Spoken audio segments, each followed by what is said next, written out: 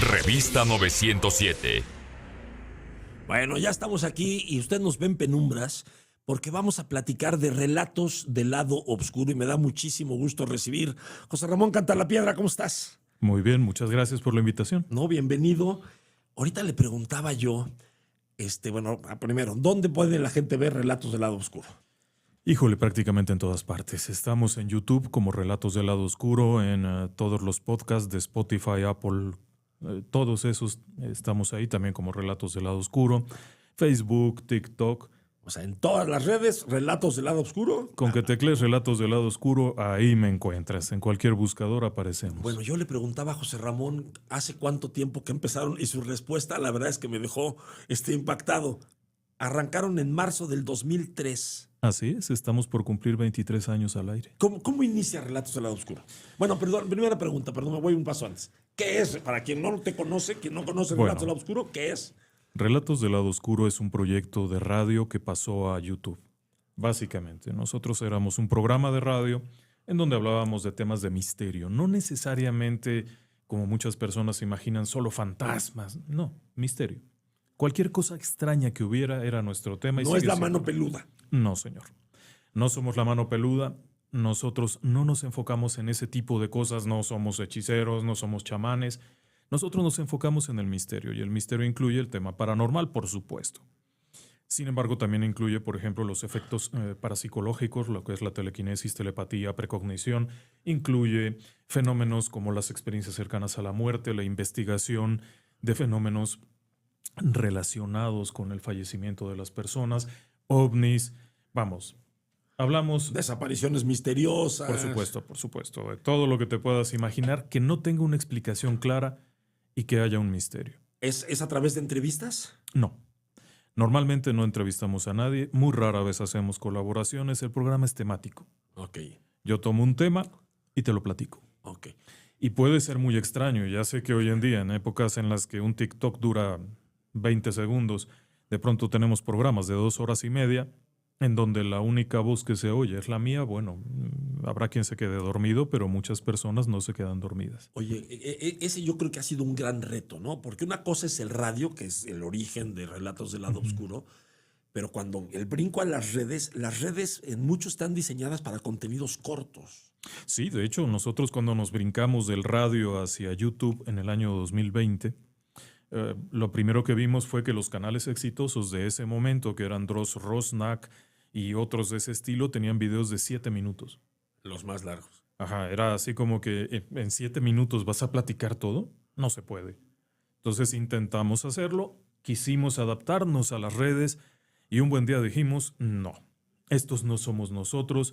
En 7 minutos no puedes contar un buen relato acerca de un barco perdido, de un avión desaparecido, de un castillo embrujado.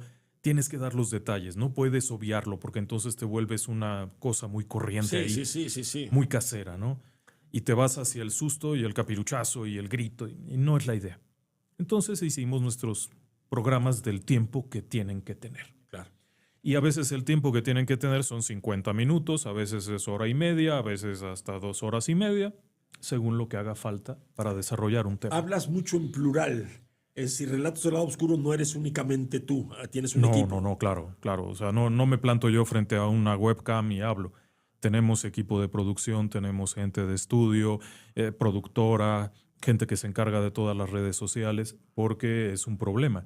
Ten en cuenta que mientras que en el radio nos llegaban 5 llamadas en un programa, en YouTube te pueden llegar 800 mensajes en un solo programa. Madre. Entonces, alguien tiene que verlos, alguien tiene que quitar los que no son convenientes, porque también hay mucha gente que te pone cosas ahí en el anonimato del internet. Bueno, y responder a aquellos que deben ser respondidos, porque hay muchos mensajes que requieren responderse, personas muy amables que nos hacen una consulta, que nos sugieren un tema, por ejemplo.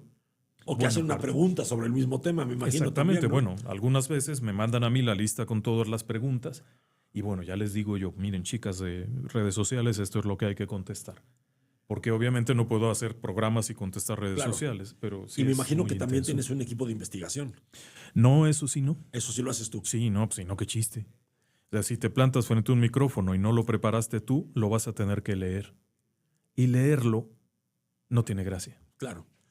Oye, y lo platicábamos antes de entrar al aire, y de pronto no te atoras con los temas que de repente... A ver, ¿cuántas veces a la semana publicas? Bueno, yo hago 3 programas a la semana míos, únicamente míos, en donde yo salgo a cuadro y hablo. Aparte de eso, subimos 2 programas que son reediciones de programas viejos Ok, y subimos un programa antiguo de la radio ok. y algunos cortos. Ok, entonces hay mucha actividad. Es tiempo Pero bueno, completo. los que ya están producidos ya están ahí. Pero que los temas de pronto no te topas con que dices, ¿y ahora de qué hablo? O afortunadamente sobran los temas. Híjole, mano, sobran. Llevamos 23 años y todos los días me llega alguna sorpresa. Y al decir una sorpresa es porque muchos de los temas me los sugiere el auditorio. Claro. Entonces, cuando estábamos en radio, bueno, me hablaba doña Blandina, que era una señora de aquí de Puebla, y me decía, oiga, hable de la iglesia del Perpetuo Socorro. Bueno, pues ahora me llega un correo de España de una persona que tiene una historia allá. Me llega uno de Argentina, porque esa es la gran bendición del YouTube, Claro. que estás... Sí, en todos lados. Por todos lados. Eres universal, eres mundial. Sí, entonces de pronto te sugieren, hable de este tema de Chile. Ah, rayos, nunca había oído hablar de esto. Y ya te pones a investigarlo, consigues bibliografía, haces esto y surge una historia estupenda. Entonces, sí, el grave problema un poquito es decidirte. No tanto que no haya temas, sino ¿cuál quieres hablar hoy? Claro. ¿Cuál se te antoja a ti como conductor presentar al público? Ese es el único detalle. Pero, por ejemplo, ahora que estamos trabajando en un programa para mañana, estamos trabajando sobre premoniciones de cantantes famosos. Y te das cuenta que hay un montón y algunos son muy emocionantes lo que vivieron y todo esto. Entonces vas sobre de ese tema. Si sientes que no te late, no lo trates. Claro, te tiene que resonar. Si Sí. no hay una resonancia, no va a salir igual. Algo que siempre digo es que si voy a hablar de algo me tiene que gustar, porque si no sería como estar en una oficina de gobierno tomándote tu papelito Claro. y poniéndote un Sí, sello. sí, sí, apretando tornillos en una fábrica. ¿no? Exactamente. Entonces no es la idea. Ahora, en 2003, ¿cómo surge la idea de Relatos del Lado Oscuro para el radio? Ah, bueno, eso fue una invitación. Tania, la productora de Relatos del Lado Oscuro, era productora y conductora de Cuentos de Bandera Blanca, que era un programa Bueno, acá está infantil. nuestra queridísima Tania, que Sí. es compañeros de la universidad. Bueno, ella tenía su programa de radio en una estación aquí en Puebla, infantil, que es Cuentos de Bandera Blanca, y estando allá, la gente de la estación le dice, oye, ¿te aventarías un programa nocturno, un programa? Y sí, claro, con gusto. Y así fue como llegaron a mí, me invitaron a participar. Yo participaba en Cuentos de Bandera Blanca. Dije, pues sí, claro, ¿de qué va a ser el programa? Pues ustedes sugieran. Y obviamente no íbamos a hacer un programa romántico, no es lo nuestro. Policíaco ya había, noticias ya había, de todo ya había, excepto temática de misterio. Y así fue como empezó. Claro que había competencia, estaba La Mano Peluda en su apogeo, en su mejor claro. momento, con Juan Ramón Sáenz a todo lo que daba. Pero nosotros en Puebla nos abrimos nuestro propio espacio y seguimos adelante. ¿Cuál de las redes es la más exitosa? ¿En dónde tienes más seguidores? YouTube, YouTube. ¿Cuántos Sí. suscritos tienes? 1,444,985. 1,444,985. O sea, estás a punto de llegar al 1,5 millones. Sí y no. Realmente no importa mucho el número. No, Lo importante en YouTube es que las personas te vean y regresen a verte. claro. Ese es nuestro gran éxito, que las personas regresan a vernos. Cada semana tenemos el estreno y entonces vemos que son las personas que nos acompañan, ya identificamos a las personas Claro, que nos ya acompañan. sabes que hay algunos que no fallan, ¿no? Exactamente, y eso es muy grato. Los números como tal pueden ser más o menos, no importa, pero el hecho de ver a las personas cada semana en los programas es algo fenomenal. Bueno, los números no importan, pero me imagino que ya estás monetizando, sin que entremos en detalles. Ya monetizas Sí, en sí, YouTube eso y ahí sí, sí. pues los números importan. Pues sí y no. No, bueno, si yo tengo un seguidor en YouTube, pues no voy a monetizar.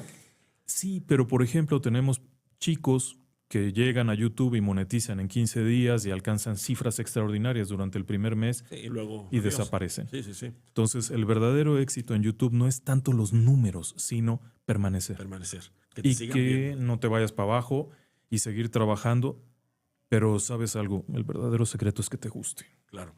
¿Tienes una media más o menos de views en los programas ahí en YouTube?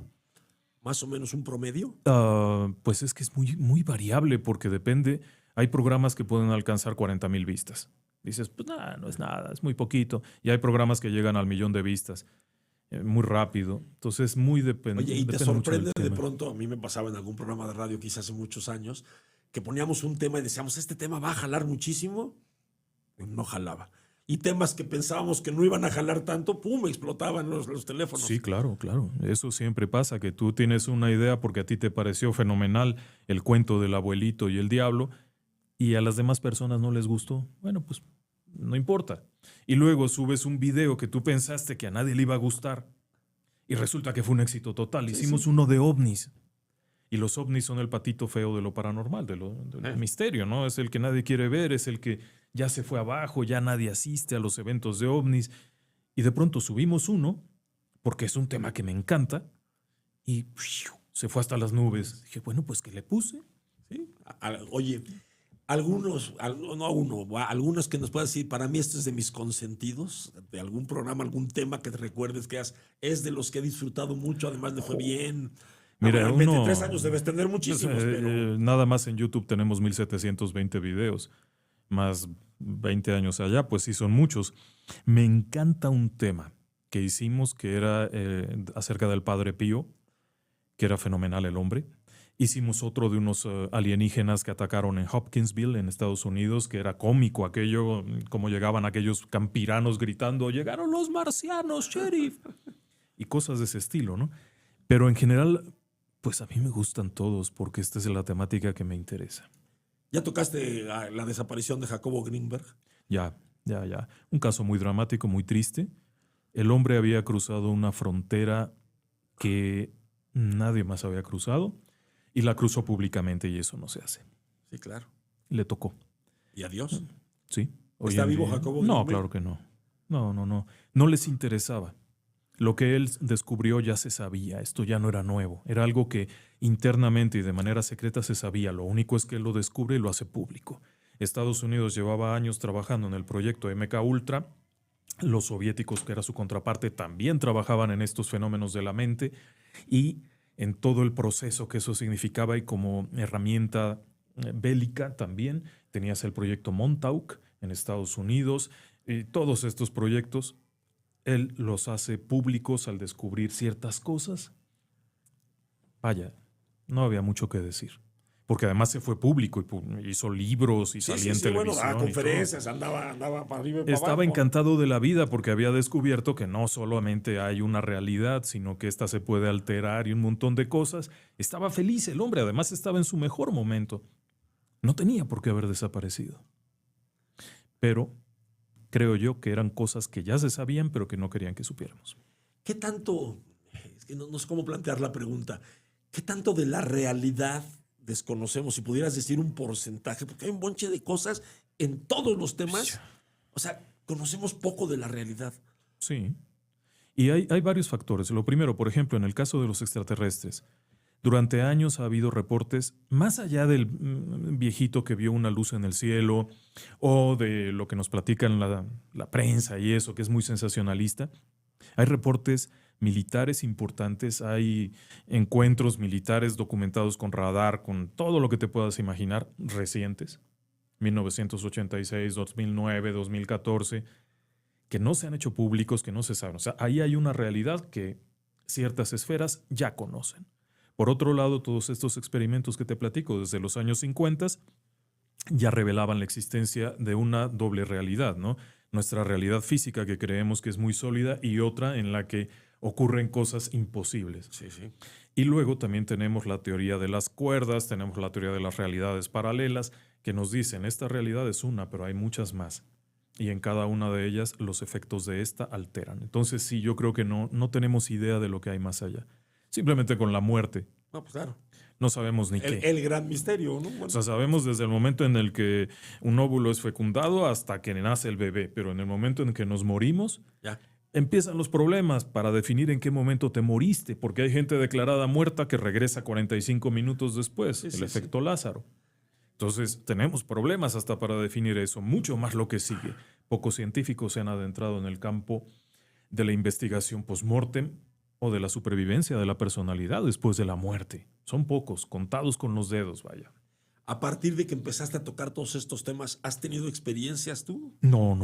Nada. No, ahí sí soy muy claro. Yo no soy sensitivo, no soy medium, no sé cómo alejar espíritus, no sé cómo correr a las brujas. Mi trabajo ha sido más documental. Más documental y contárselo a la gente. Sí, compartirlo. Compartirlo. Me imagino que bueno, ya ahorita ya tienes todo el oficio del mundo, pero me imagino que una parte importante es ponerlo en un lenguaje muy accesible para todo el mundo. ¿No? ¿O no es una de las prioridades para ti? Pues mira, yo lo platico como si me lo estuviera platicando para mí. Si yo llego y te cuento, oye, fíjate que hay un fenómeno que pasó en tal parte del mundo hace 40 años en un lugar donde hay esto, te doy un contexto como si me lo estuviera contando para mí. Esa es la idea un poquito, y eso lo hace ser muy accesible y que cualquiera te escuche y cualquiera se sorprenda, porque hay mucha información que nunca te van a dar. Por ejemplo, si te voy a hablar de los fantasmas del antiguo gueto de Varsovia, que es un lugar que está lleno de espantos aquello, te tengo que decir que fue el gueto de Varsovia. Claro. Te tengo que contar los horrores que se vivieron. Y a partir de eso, relatarte sobre los fantasmas. Así es que ese contexto histórico, si tú lo haces únicamente contexto histórico, se vuelve tedioso. Pero si tú lo manejas como parte del misterio, se vuelve muy sabroso. Oye, una pregunta práctica. Dices, bueno, yo hago la investigación y bien lo decía, si lo lees, pues ya se convierte en otra cosa. Pero te lo echas, o sea, tienes un guión, estás leyendo en teleprompter, ¿tienes datos duros? No, todo es, ya una vez, digamos, con la investigación que hiciste, ¿con eso te da para echarte el programa? Aquí hay un secreto y se llama escribir. Si tú escribes, se te queda. Claro, y a mano. A mano, claro. Entonces yo lo que hago es que conforme voy leyendo, voy tomando notas y estas notas es lo que tengo. Mi libreta no le sirve a nadie. Si alguien se la roba creyendo que ahí está el secreto un secreto, no, nadie lo va a entender porque son números de fechas, lugares, nombres raros, cosas de ese estilo y la secuencia de los eventos que yo quiero contar. Pero es mi propia anotación. ¿Y la tienes contigo cuando estás en el programa? Sí, claro. O sea, esa es tu base, digamos. Sí, porque si alguien se apellidaba, claro, sí. Tienes que poder decirlo correctamente. Y para poder hacer 3 programas a la semana y que salgan bien, tienes que hacerlos de jalón. Si te pones a editar, no te da. No. Entonces una persona me decía, oiga, ¿pero esto es en vivo? Pues técnicamente sí, porque se graba de jalón. Sí. No estamos haciendo cortes, insertando y eso. Y muchos además son en vivo, directo al aire, ahí frente a la cámara, que es más emocionante. Claro. ¿Qué días publicas? Yo tengo... Pues todos los días. Bueno, pero yo salgo al aire. Digamos. Yo salgo al aire martes, jueves y sábado. Martes, jueves y sábado. A las 10 de la noche de México tenemos estreno todos esos días. Pero aparte tenemos el lunes otra cosita, el miércoles otra cosita. Siempre hay alguna cosa que ver ahí. Busque usted Relatos del Lado Oscuro en todas las redes. José Ramón, te agradezco muchísimo la visita. Señor, y que nos compartas. Y te deseo que sigas teniendo mucho éxito y muchos años más de Relatos del Lado Oscuro. Y de cuando en cuando te voy a invitar para que nos vengas a platicar cómo va, Ándale, cómo pues, va el tema. Con todo. Gracias, José Ramón Cantalapiedra. Gracias a ustedes que nos acompañaron hoy en Revista 907. Gracias, Pedro. Gracias, Hatsume. Gracias, Rosy. Nos escuchamos mañana en punto de las 11 de la mañana. Soy Gerardo Sánchez Llanes Yuca. Pásela muy bien.